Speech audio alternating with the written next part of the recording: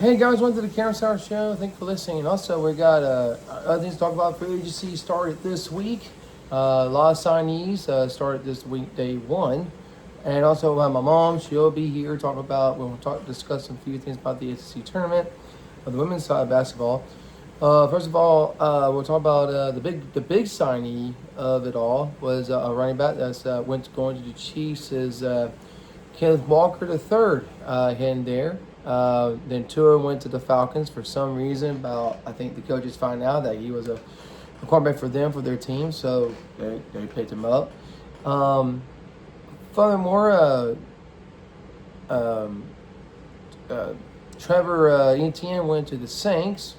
Signee went back home for about 4 years with the Jacksonville Jaguars, and that's a nice room of running backs if you're a Saints fan, if you like that decision.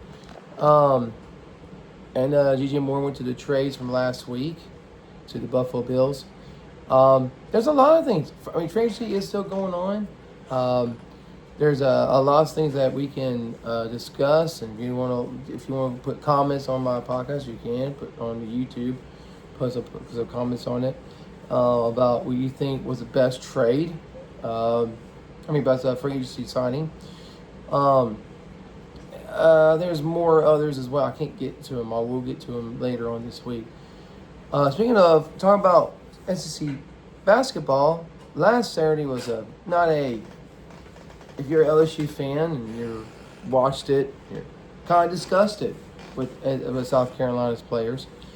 Um, they they kept the bucket very condensed.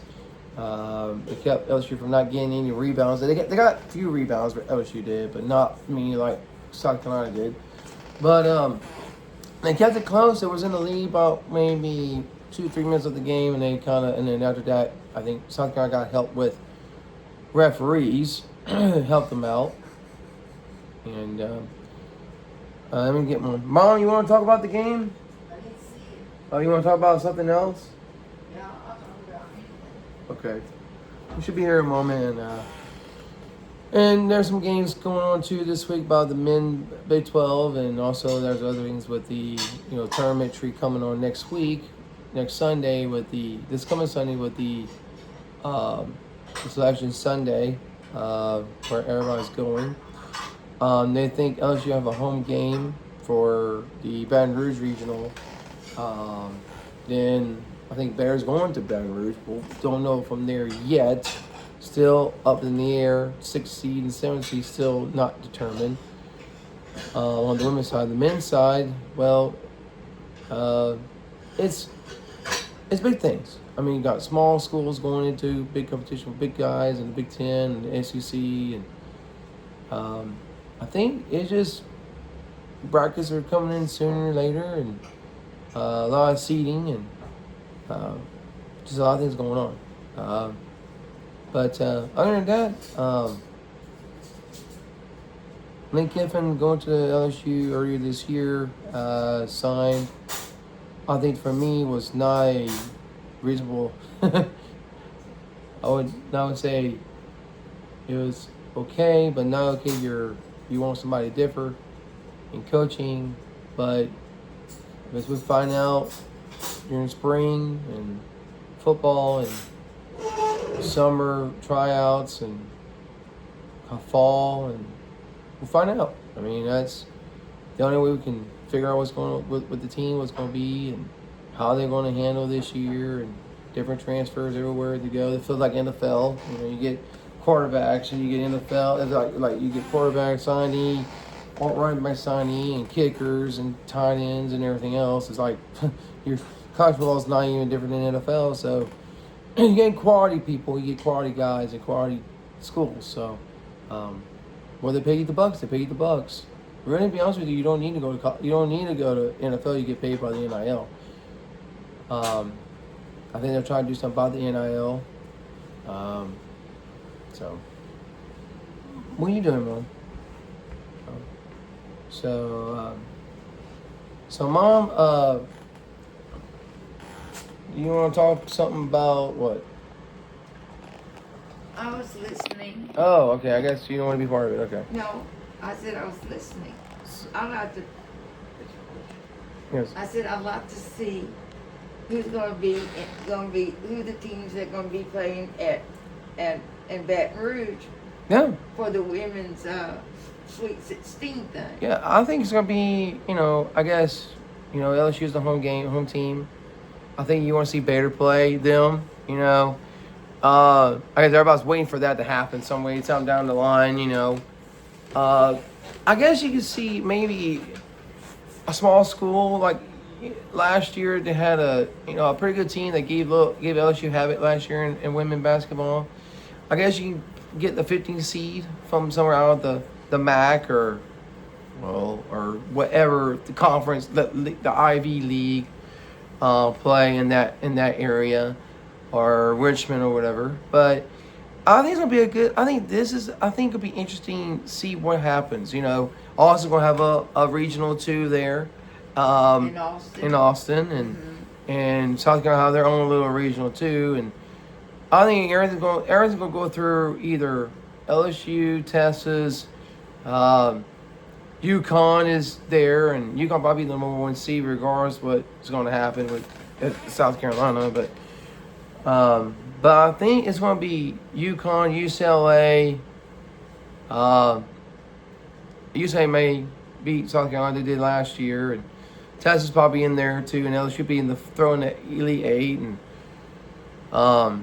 but there's some schools that you never know. There's like Bowling Green or Green Bay or somebody in there just for the first round and say, hey, we're glad to be here. And and the men's side, it's wacky. Every year is wacky in the men. You might pick the right. Florida, I think, on the men's side, Florida is really good. I think they can make a turn this year and win the title again for the second straight year. You have Michigan have never been good in tournaments like this, but now they've been well, and I think it's good. I mean, you have all these other teams that's in this 52 team setup. I think if Orioles in the mix in the men, that'd be interesting too. But I think Kansas Jayhawks, they're good too. They finally they found the rubber foot from last season. But I think the women's side, I think it's easy. I mean, I know it'd be some little iffy bumps on the road if you pick your teams, but I think you see your top five, your top six. Your Texas beat South Carolina. I mean, that was a game that I think Texas wanted to be a better seeded than South Carolina would. And I know Miss Darling is upset about it, but Darling. And so. I know Texas has a good basketball team, the girls do, because I seen them play already against Baylor. Right. And Texas gonna give all them other teams a run for their money this year. Well, it's how they're going to set it up. I think if you go on the other side of the bracket, if it's an easier bracket, I think it'd be better. But if you're on the other side of the bracket, it'd be harder. And I hope they make South Carolina's path to the Final Four hard. To whereas Texas might have a little easier time. And LSU too. Well, I'll look for it to be a good tournament. No. And I can't wait till the winners play. True. But it ain't gonna be on Easter. It'll be on a different day. Well, I know that. But if LSU can find their rabbit foot and get back shooting their 3-point buckets, they'll make it. Yeah, it's like the baseball team. They did fun. They went to Red Hot Street, was number 1 in the preseason, and then after that they went to number 2, and they decided to slump shoulder. And I think everybody has a slump shoulder. If you're a national champion, everybody wants you. And LSU has a chance. They'll rebound. I'm not worried about them. They were making that Omaha magical win. They got their guys they have in baseball, and But in basketball, yeah, Kim Mulkey will get these girls ready to go. You know that she's that's why they're there because of her. You know, Yeah. and they want to do it and win, and they know if Baylor plays them, they have a chance that she gets her redemption back. You know. Well, I remember when they did play, LSU came one year to Waco and played Baylor. They lost to Baylor. Mm-hmm. Maybe down now they can Redemption. play in a PMAC where you had to have more their fans than Baylor will. Yeah. That they will do a whole lot better. Yeah, I think that'd be interesting to see, but we'll find out during these draft selection Sundays for both men and women. Yeah. But hey, you know, it's a wonderful time of the year. Mm-hmm. Basketball is, and Brackenogy goes crazy, and you pick the right guy. You're like, oh crap, I missed it, and it's a wonderful thing. You got anything new you want to talk about? Well, I'd like to find out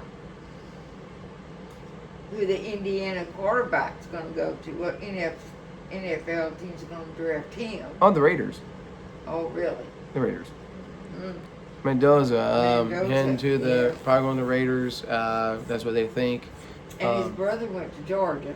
Tech. Yeah. Yeah. Yep. No loss there, but I think he wanted to leave there and didn't want to be his brother's legacy there. He wanted to be like his brother, so I understand that part. You gotta make your own goals. But yeah, there's a lot of talks that Jeremiah Love may go to the, you know, the ninth pick and the first round pick of this year. So we'll see what happens there. I mean, I'm not going to expect anything different, but I think everybody's signing for people they don't really want to pick up a draft team type of player. You know what I mean? Mm-hmm. But we'll find that out sooner or later. Draft's almost nearly coming to. The NFL season just started. So interesting stuff. Well, pretty soon spring training's going to start for the NFL. No, that's May. Yeah. May. Yeah. In 2 months. Then you're going to find out who's staying, who's leaving, and who's quitting. No, it's find out who's your best on best and who's your not best on best. So. Yeah. Well, that sometimes you don't know. No. To get the Until you OTAs. have a scrimmage or a game. To get the OTAs. Mm-hmm. Well, anything else you want to put in, Mom? Top off the bow and. I think college football season was very well this last year. Oh, you like it last? You Oh, like it yes, last I year? enjoyed it Okay. last year. I think Okay. they had some real good teams and Oh. they had some real good teams and I think the ones that ended up playing at the end deserved it. No. They deserved it, and the best team won. Okay. All right, guys. Well, thanks for listening, and we'll talk about y'all here. Another time we'll do another video. We'll get with y'all soon later. We'll talk about it soon. See you later, guys. Have a wonderful day.